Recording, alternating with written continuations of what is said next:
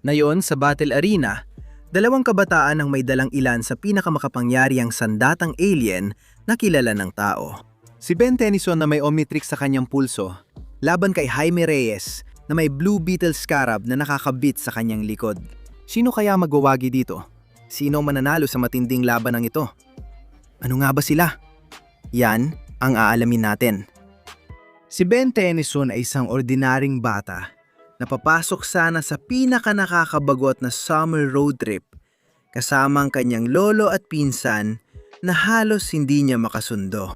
Pero nagkataon na isa sa pinakamakapangyarihang aparato sa buong universo ay bumagsak sa mundo. Pisisikal na dumikit ito sa kanya at binigyan siya ng kakayahang magbago sa 10 iba't ibang anyo ng alien. Kaya naging mas kapanapanabik ang taginit na ito kaysa sa inaakala niya. Mula sa laban sa maliliit na kriminal hanggang pagtakas mula sa intergalactic na pinunong kriminal at pagsagip sa universo. At kahit noon, simula pa lang yon. Tumagal ng maraming taon ang mga pakikipagsapalaran ni Ben hanggang sa siya ay maging binatilyo at nagkaroon ng mga kakampi mula sa pamilya at dating kaaway na si Kevin, 11. Lahat ng kapangyarihan ni Ben ay nagmumula sa Omnitrix, na likha ng pinakamatalinong isipan sa buong universo. Bagamat orihinal itong ginawa para sa kapayapaan at para maranasan ng iba ang buhay ng iba, ito'y nabaluktot at naging kasangkapan ng pagkawasak at digmaan. Pero nang bumagsak ito sa Earth, nagamit ito ni Ben para sa ibang layunin, para maging isang bayani. Pinapayagan ng Omnitrix si Ben na agad magbago ng anyo sa kahit anong alien at makuha ang lahat ng kapangyarihan at kakayahan ng alien na yon. Noong una, limitado lang si Ben sa 10 iba't ibang alien. Pero ngayon, mahigit 70 na ang mga alien na kaya niyang gamitin. Bagamat sa totoo lang, ayon sa kwento, mahigit 1 milyon talaga ang iba't ibang alien na meron siya. Yun nga lang, 70 lang talaga ang nakita natin sa kanila. Kapag may master control si Ben sa Omnitrix, kaya niya magpalit agad-agad sa kahit anong alien na gusto niya, kahit kailan. Wala na siyang limitasyon sa oras na kailangan niyang sundin. At sobrang lakas ng Omnitrix na kung mapanganib ang buhay ni Ben dahil sa isang atake, agad siyang ililipat ng Omnitrix sa kahit anong alien na makakatulong sa kanyang mabuhay mula sa ataking iyon. Ngayon, marami-rami na ring klase ng mga alien si Ben. Kaya siguro mas madali kung pag-uusapan natin ito sa mas pangkalahatang paraan. Super lakas, super bilis, paglipad, enerhiya, at kung paano nagagamit ni Ben ang bawat alien niya para dito. Tulad ng sa super lakas, meron siyang mga alien gaya ni na Way-Big o Humongosaur, o kahit Ultimate Way-Big o Ultimate Humongosaur. Kayang-kayang pabagsakin ni Humongosaur ang mga gusali. Malamang kaya niyang wasakin ang buong bayan. At madali rin niyang maitapon ng mga bagay hanggang sa kalawakan. Ang Ultimate Humongosaur ay mas malakas pa. Kaya niyang talunin ang mga normal na Humongosaur ng madali. At si Webig naman ay sadyang malaki. At sobrang lakas niya na kaya rin niya magtapon ng mga bagay papunta sa kalawakan ng madali. Walang problema. At sa pangkalahatan ay kaya niyang buhatin at guluhin ang sinumang humarang sa kanya. Isang Ultimate Way-Big. Kaya niyang lumaban sa mga kontrabidang kayang sumira ng planeta at itapon-tapon sila. Oh, marami sa mga alien ni Ben ay may antas ng super lakas. Mayroon ding ibang malalakas na nilalang na umaasa siya. Tinitingnan ko sina Four-Arms, Diamond Head, mga ganong klase. Pero kailangan ni Ben na makipagsuntukan at seryoso siya. Itong dalawang alien ang tatawagin niya. At sobrang lakas na nila ngayon. Meron ding mga alien na talagang matibay at matatag. Tulad na lang ni Cannonbolt. Kapag naging bola siya at nagsimulang gumulong, halos hindi siya masira. Halos walang makapigil sa kanya. O kaya naman may ibang klase ng tibay tulad ni Gap.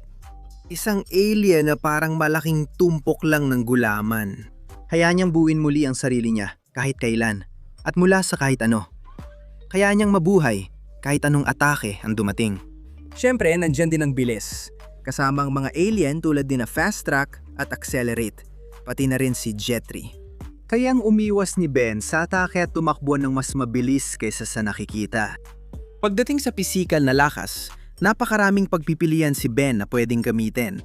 At syempre, wag ko na akong paumpisahin sa iba pang mga kapangyarihan ni Ben. Meron siyang electrokinesis, telepathy, telekinesis, pyrokinesis, radiokinesis, at atomic manipulation.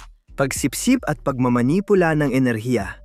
Ang kakayahang lumika ng mga konstruksyon gamit ang force fields, paglalakbay sa oras at pagmamanipula ng oras, pagmamanipula ng grabidad at magnetismo, pagmamanipula ng teknolohiya at paglika ng cosmic na kapangyarihan.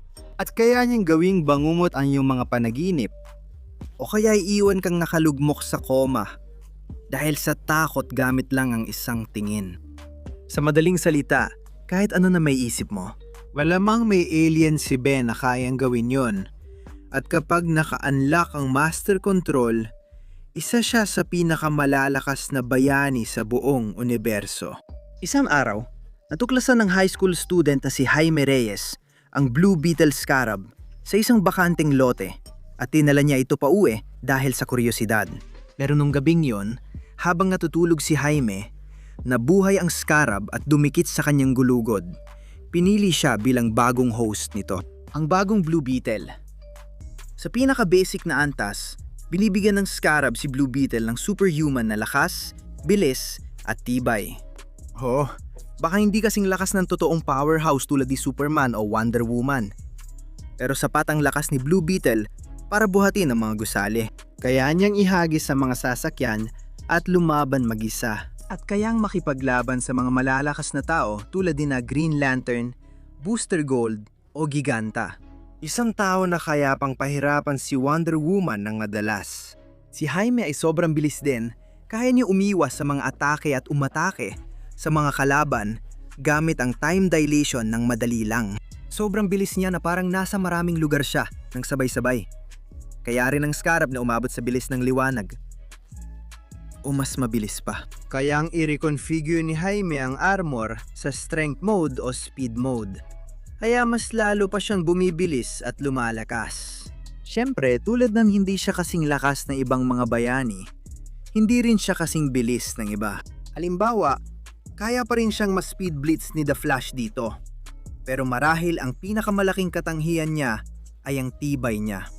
Halimbawa, kaya niyang bumagsak mula sa orbit, bumabagsak sa Earth bilang isang napakalaking fireball at hindi man lang nasasaktan. Halos immune si Blue Beetle sa init at lamig. Mayroon din siyang likas na resistensya laban sa telepathy. Nagawa pa niyang mabuhay kahit tiniis niya ang sakit ng ilang oras na pagpapahirap na pinagsama-sama sa loob lang ng 1.5 segundo.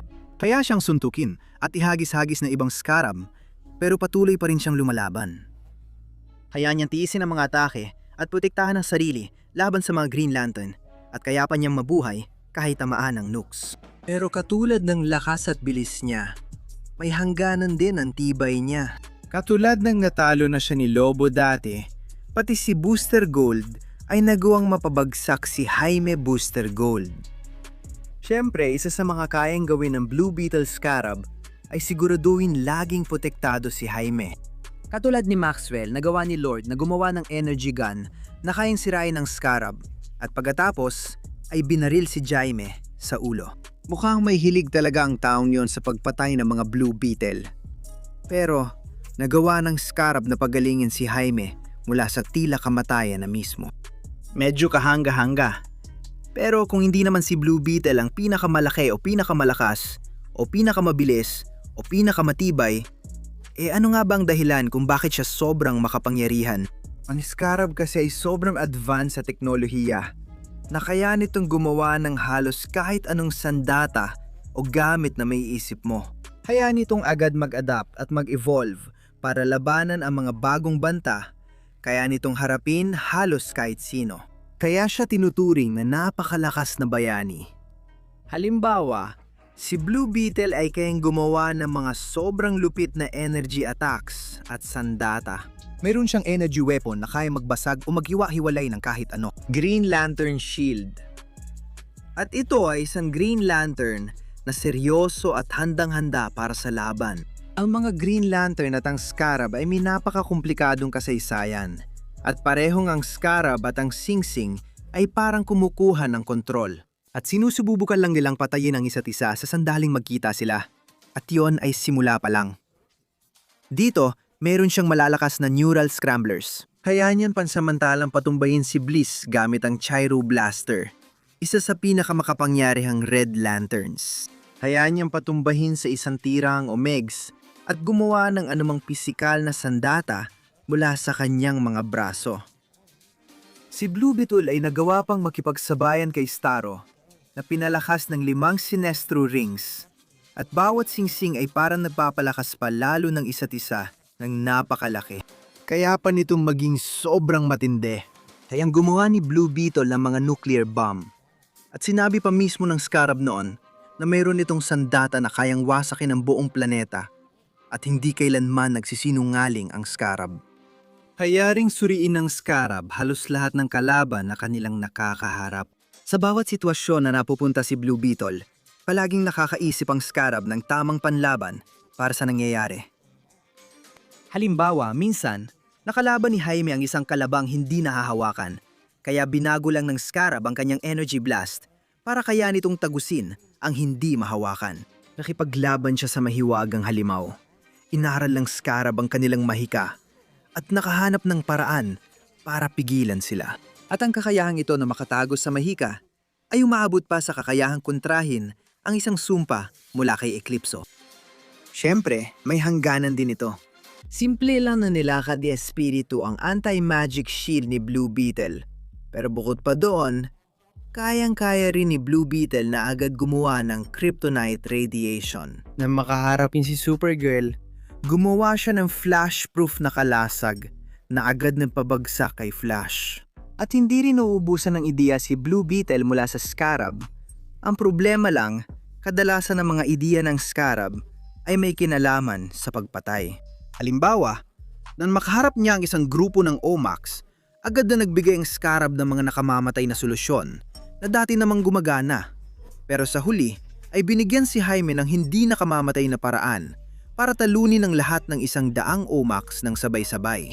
Mayroon din siya ilang mga sandata tulad ng isang malaking Hydron Collider at isang malakas na Force Disruptor o isang Implicit Order Annihilation Field na maaari niyang gamitin.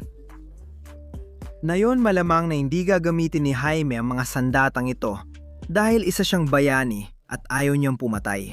Pero alam natin ang ilan sa mga ito ay may theological na implikasyon. Ibig sabihin ay maaring kaya nitong pumatay ng mga Diyos. Pagkatapos ng lahat, ang implicit order ang pinakapundamental na batay ni struktura ng realidad. At sinasabing kayang wasakin ito ni Blue Beetle. At heto ang huling pasabog. Ang pinakapunto para kay Blue Beetle. Kung si Jaime ay mawala ng malay, hindi makakilos o kahit mapatay pa siya, kaya ng Scarab na kontrolin ang katawan at ipagpatuloy ang laban. At malaking problema yan para sa kahit sino. Dahil si Blue Beetle lang ang pumipigil sa Scarab na palaging magwala at tuluyang wasakin ng kahit sinong kalaban niya. Kaya sa kanyang pinakamagaling, gaano nga ba kalakas si Blue Beetle? Sa tingin ko, malabong maabot talaga ni Jaime ang ganitong potensyal. Pero dapat kaya niyang tapatan na madali ang kahit sinong Green Lantern dyan. Dapat isa siya sa pinakamalalakas sa DC Comics, kayang wasakin ng mga planeta sa isang atake lang. Halos kahit sino makalaban niya, posible pa nga niyang mapatay ang mga Diyos at mga pangunahing nilalang. Ang buong universo. Sa madaling salita, si Blue Beetle ay siguradong hindi basta-basta pwedeng biruin o kalabanin. Sino kaya ang mananalo dito? Sige, himayin natin ngayon. Dalawang bayani na may kamanghamanghang kapangyarihan at napakagandang mga sandatang kosmiko, tunog napakagandang ideya para sa isang laban. May isang bagay lang, si Ben ang may kapangyarihang kayang tapusin agad ang laban dito. Si Alien X ay halos parang Diyos mismo. Kahit hindi siya lubos na makapangyarihan, alam ang lahat o naroroon kahit saan. Sobrang lapit na niya doon. At kahit na theoretical na may ilang kapangyarihan si Blue Beetle para pumatay ng ilang Diyos, Hindi pa natin siya nakitang aktwal na gawin ito. Sigurado nakita na natin si Alien X na gumawa ng mga bagay na parang Diyos. At napatunayan na niya ng higit sa isang pagkakataon na madali niyang kayang burahin si Blue Beetle sa pag-iral. Gamit lang ang isang iniisip. Kaya alisin natin siya sa laban. Hindi makakatransform si Ben dito bilang Alien X. Dahil kung hindi na magiging masaya ang laban na ito. Ngayon, kahit na maraming alien na pwedeng gamitin si Ben, 10 ang totoo, hindi lahat ng mga ito ay makakatulong sa kanya dito sa laban na ito. Yung iba talagang walang silbi, habang yung iba naman ay medyo paulit-ulit lang ang gamit. May mas malalakas siyang alien na parehong kakayahan. Kaya narito ang ilang alien na gusto kong pagtuunan ng pansin. Para sa pisikan na lakas, si Humongosaur at Waybig ang madalas niyang gamitin. Para naman sa bilis o paglipad, si Accelerate at Jet Ray. Pagkatapos, ilan sa mga mas versatile ng alien na pwedeng gamitin ni Ben dito ay sina Feedback, Ghost Freak, Upgrade, Lodestar, Grab Attack, Clockwork, at Atomics. Napag-usapan na natin kanina ang mas pisikal na alien ni Ben. Kaya ano naman ang kakayahan ng mas versatile niyang alien? Ganito kasi, si Upgrade ay isang alien na binubuo ng libu-libong maliliit na nanite. At meron siyang kapangyarihan ng technopathy. Kaya niyang agad kontrolin at manipulahin halos anumang teknolohiya na mahawakan niya. Siguro doon magagamit siya dito sa laban, si Ghost Freak naman ay kayang maging hindi nahahawakan at dumaan sa mga kalaban. Si Lodestar ay kayang kontrolin ng magnetismo, habang si Gravotack naman ay kayang kontrolin at manipulahin ang grabidad. Si Feedback ay may kakayahang sumipsip at magbalik ng enerhiya, at kayang sumipsip at magpakawala ng literal na walang hanggang dami ng enerhiya. Si Clockwork ay kayang ganap na kontrolin at manipulahin ang mismong dali ng oras. At si Atomics naman ay parang naglalakad na nuclear reactor. At karaniwang kilala bilang pangalawang pinakamalakas na alien ni Ben. At pinag-uusapan natin dito ang sobrang matitinding kapangyarihan ng lahat ng mga alien na ito. Ibig kong sabihin, si Humongosaur ay isa sa pinakamalalakas sa kanila. Kapag nag-transform siya sa Ultimate Humongosaur, kaya niyang talunin ng isang suntok ang mga normal na Humongosaur. Sa totoo lang, kung mag-transform siya bilang Atomics, kaya niyang patumbahin ang mga Ultimate Humongosaur. Si Feedback ay kayang sumipsip na enerhiya na katumbas ng Big Bang. Si Clockwork naman ay kayang kontrolin ng oras kahit kailan niya gusto. At kaya pa niyang ibalik ito. Ang Chronosapien Time Bomb, isang bomba na sumira ng walang hanggang mga timeline sa loob ng Multiverse Ultimate. Nagawang sirain ni Webig ang isang planeta gamit ang isa sa kanyang atake. Kaya, oo, lahat ng kapangyarihan yan pinagsama sa isang tao, malinaw na kayang talunin ni Ben si Blue Beetle. Pero may problema dito kapag pinagsama mo lahat ng mga alien na ito at ang kani-kanilang mga nagawa. Nagmumukhang mataas ang antas ng kapangyarihan ni Ben. At baka nga parang kasing lakas pa ng mga tunay na powerhouse sa Marvel at DC Comics. At siguro, kung walang ibang basehan, posibleng ang totoo yon. Pero marami ring pagkakataon na itong mga makapangyarihang alien ay nahihirapan laban sa mas mahihinang kalaban o mabilis lang silang natatalo.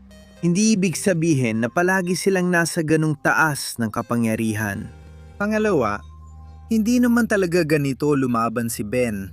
Sa totoo lang, si Ben mismo ang pumipigil sa sarili niya para hindi siya maging mas makapangyarihan pa. Para sa simula, hindi naman talaga niya siniseryoso ang mga laban. Malaking problema yan dito. Pangalawa, hindi naman talaga nagpapalit-palit ng alien si Ben. Kahit gustuhin mo siyang makita, mas may sense kung magsisimula siya bilang isang tao. Halimbawa, mag-accelerate siya, tapos biglang maging Blue Beetle, pagkatapos mag-transform sa Upgrade para i-hack ang Scarab. O kaya naman mag-transform na lang siya sa Humongosaur at paliparin siya. Siguro magsimula siya bilang Gravotack, magpakawala ng Gravity Attack, bago agad mag-switch sa Clockwork at i-freeze ang oras ng tuluyan. Kahit anong pagsama ng mga bagay ay maganda dito. At kaya naman dawin ni Ben yun gamit ang Master Control. Pero hindi niya talaga ginagawa. Katulad nung laban niya kay Vilgax. Habang si Ben ay kaya magpalit-palit ng mga alien, ginagawa niya ito paminsan-minsan lang at kadalasan ay reaksyon lang. Hindi niya ginagamit ang pagpapalit ng alien para magkaroon ng kalamangan laban kay Vilgax o katulad nung laban niya kay Agrager. Dito, nakuha ng mga kontrabida ang kakayahan ng 5 alien sa isa.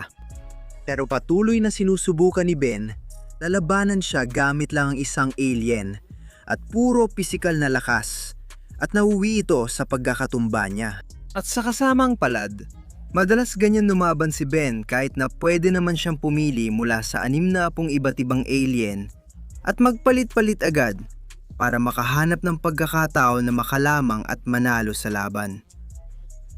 Pero kadalasan, nagpapalit lang siya kapag kailangan na talaga at para lang hindi matalo na hindi maganda, lalo na laban sa isang tulad ni Blue Beetle na kasing versatile at kasing lakas ng buong arsenal ni Ben 10 pero nasa iisang anyo lang lahat ng lakas at versatility na yon.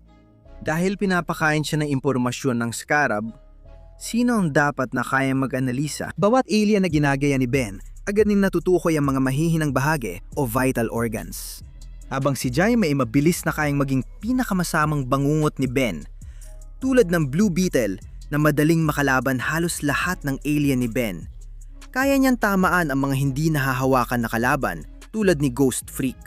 Hayaan niyang baliktarin ang epekto ng Time Blast na ipapalabas ni Clockwork. Nagawa na rin niyang labanan ng mga atake ng magnetismo at grabidad noon. Nababawasan nun ang maraming kakayahan ni Ben. Dagdag pa, kahit na mas malakas sa pisikal ang ilan sa mga alien ni Ben kumpara kay Blue Beetle, siguradong sapat ang lakas ni Jaime para makipagsabayan kahit kanino pa. Maaring mas malakas sa raw power si Ben kapag nagiging Ben 10 siya. Ang pagsira ng mga planeta at pagsipsip ng enerhiya ng universo ay nakakabaliw. Pero si Ben ang pangunahing hadlang sa kanya. Hindi talaga siya lumalaban gamit ang buong potensyal niya at madalas nauwi ito sa pagkatalo niya. Samantala, sina Jaime at Scarab ay parang isang maayos na makina. Kayang tapatan ng mga alien ni Ben sa totoong oras at biglaan habang naglalaban. At para sa anumang kalamangan na maaring hawak ni Ben, may hawak din kaparehong panganib na kalamangan si Blue Beetle sa laban na ito. Dikit ang laban, pero sa tingin ko, mas epektibo ang all-in-one na paraan ni Blue Beetle. Hindi na kailangang magpalit-palit ng anyo si Ben ng iba't ibang alien o tumalon-talon pa. Kaya may lamang si Blue Beetle sa laban na ito. Panalo si Blue Beetle. Pero ano sa tingin nyo? Mag-comment lang kayo sa ibaba. Sigurado akong marami kayong opinyon at nararamdaman tungkol dito. Kung nanatili ka hanggang dulo ng video, ang galing mo. Maraming salamat sa panonood at sa pagsuporta sa amin. At kung gusto mo mag-subscribe, sige, mag-subscribe ka na. Makakapanood pa kayo ng mas marami pang videos na katulad dito bawat linggo. Kita-kits tayo hanggang sa susunod.